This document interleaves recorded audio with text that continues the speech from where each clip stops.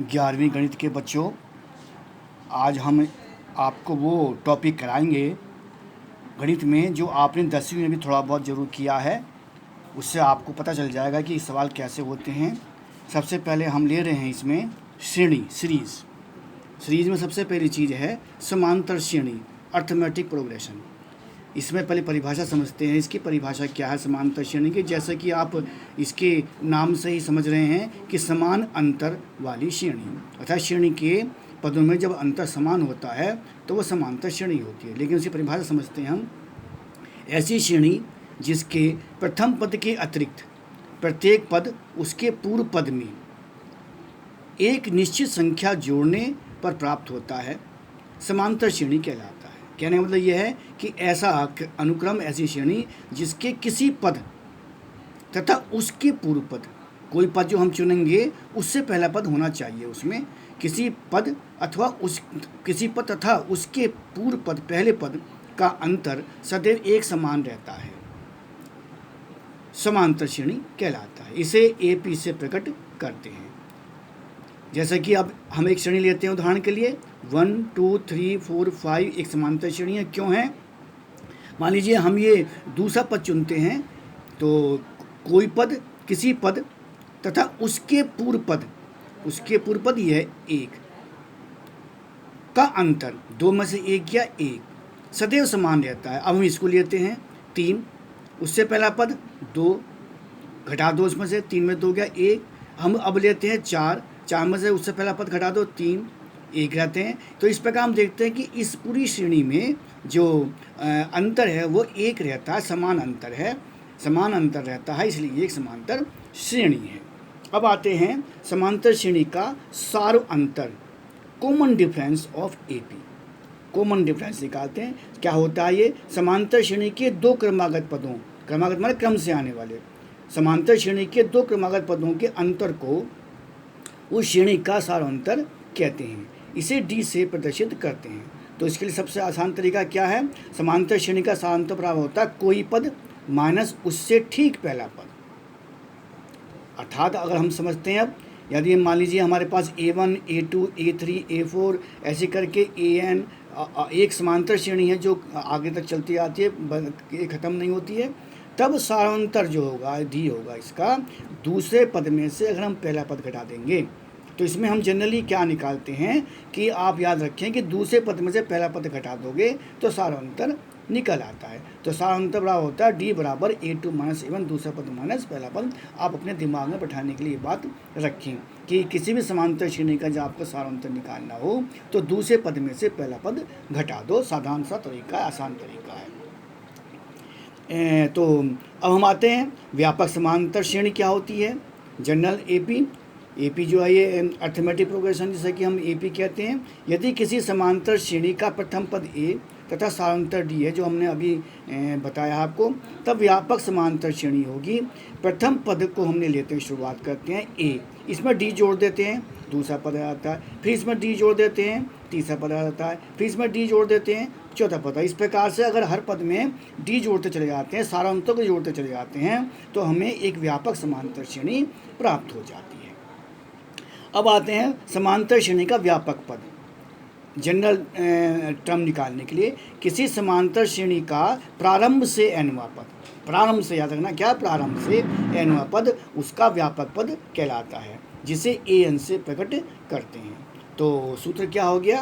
व्यापक पद जो है समांतर श्रेणी का nवां पद बराबर AN होगा, और ये बराबर होगा A plus N-1 into D। ये सूत्र है AN निकालने का, समांतर श्रेणी का प्रारंभ से nवां पद निकालने का या व्यापक पद निकालने का। इसको 3 प्रकार से कहते हैं, समांतर श्रेणी का व्यापक पद निकालना, या समांतर श्रेणी का प्रारंभ से nवां पद निकालना, या AN निकालना। ये सूत्र होता है A plus N-1 into D।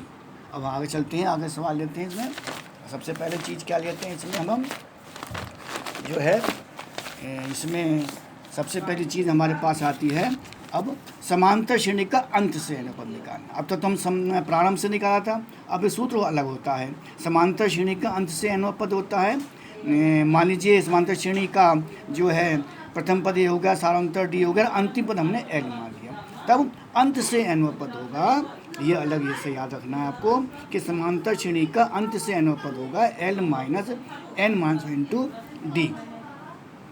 अब नोट कर लेते हैं, किसी समांतर श्रेणी के पदों को विपरीत क्रम में हम लिख देते हैं तो उससे जो श्रेणी प्राप्त होती है वो भी समांतर श्रेणी होती है। पहला प्रश्न, श्रेणी दे रखी है 10, 8, 6 का 19वां पद ज्ञात कीजिए। ये प्रश्न है पहला। यहाँ हम देखते हैं कि दी हुई श्रेणी का जो है वो एक समांतर श्रेणी है। 10, 8, 6, प्रथम पद a बराबर 10, सारांतर d इज इक्वल टू दूसरा पद माइनस पहला पद, तो d हो गया 8 माइनस 10 बराबर माइनस के 2। अब हम जो है इसका जो है कौन सा पद देना हमको, इसमें हमको 19वां पद निकालना है। तो सूत्र लगा देंगे a n is equal to a plus n minus one into D से समांतर श्रेणी का 19वां पद a 19 बराबर हो गया 10 जमा 19 माइनस 1 इंटू माइनस 2, a 19 बराबर हो गया 10 माइनस 36 बराबर माइनस का 26। अब अगला प्रश्न लेते हैं हम। निम्नलिखित अनुक्रमों में से प्रत्येक के 5 पद लिखिए। अब हमको an दे रखा है, an दे रखा है, अगर इसमें n की जगह 1 रख देंगे पहला पद, n की जगह 2 रख देंगे दूसरा पद, n की जगह 3 रख देंगे तीसरा पद और n की जगह 5 रख देंगे तो 5वां पद आ जाएगा। तो ये इस प्रकार से कई प्रश्न हैं, मैं आपको इसमें कराता हूँ। पहला प्रश्न, ज्ञात है an is equal to n upon n plus 1, n की जगह 1 2 3 4 5 रख देते हैं। a1 हो गया पहला पद, 1 रखो यहाँ पर, यहाँ 1 रखो, यहाँ यही 1 अपॉन 1 प्लस 1 अपॉन 1/2। अब दूसरा पद के 2 रख दो, यहाँ 2 यहाँ 2, यह जुड़ा हुआ है 1 इसमें, 2/2 जमा 1 2/3। इस प्रकार से हमने जब करते चले गए और 5 रख दिया तो 5वां पद हो गया हमारे पास 5/5 जमा 1 बराबर 5/6। इसी प्रकार से अब हम जो है सेकंड क्वेश्चन ले लेते हैं। सेकंड क्वेश्चन क्या है इसमें, सेकंड क्वेश्चन आप देख रहे हैं इसमें क्या है कि an इज इक्वल टू 2 की पावर n। अब इसे देखिए an इज 2 की पावर n को, तो इसमें हम लेते हैं n इज इक्वल टू 1 2 3 5 रखेंगे तो a1 हो जाएगा 2 की पावर 1, a2 हो जाएगा 2 की पावर 2, a3 हो जाएगा 2 की पावर 3 और इसी प्रकार से a5 हो जाएगा 2 की पावर 5। अब दिए हुए सवाल हमारे पास तीसरा पार्ट है इसका हमारे पास में कि an is equal to 2n minus 3/6। इसे करते हैं। अब इसे करने के लिए हमने देखा इसमें कि n 1 2 3 4 5 रखेंगे। a1 is equal to 2 into 1 minus 3/6, क्योंकि हमारे पास सवाल है, क्या सवाल है हमारे पास में कि हमारे पास सवाल है an is equal to 2n minus 3/6, तो n की जगह 1 रखेंगे। तो क्या रखा हमने इसमें कि 2 इंटू 1 माइनस 3/6, इस प्रकार से माइनस के 6 आ गया, यहाँ 2 रख दिया n की जगह पर, यहाँ पर हो गया तो 1/6 आ गया। अब यहाँ पर n की जगह पर 3 रख दिया, ये इस प्रकार से 1/2 आ गया, 5 रख दिया, तो इस प्रकार से हल होकर के 7/6 सब हमने निकाल लिया। चौथा जो सवाल है हमारे पास में वो ये है कि an इज इक्वल टू -1 की पावर n माइनस 1 इंटू 5 की घात n प्लस 1। इसको समझ लेते हैं। ये 5वां पार्ट है, चौथा पार्ट ये है। तो अब हम n की जगह यहाँ भी रखेंगे, यहाँ भी रखेंगे 1 और 2 और 3 4 5 आदि रखेंगे। तो चौथा पार्ट हो गया हमारे पास में n इज इक्वल टू 1 2 3 4 रखने पर a1 इज इक्वल टू -1 की पावर n माइनस 1 था तो 1 माइनस 1, 5 की घात n प्लस 1 था तो 1 प्लस 1 हो गया, तो -1 की पावर 0, 5 की घात 2, किसी की घात 0 1 के बराबर होती है, 1 इंटू 5 की घात 2 25 हो गया, 25 आ गया।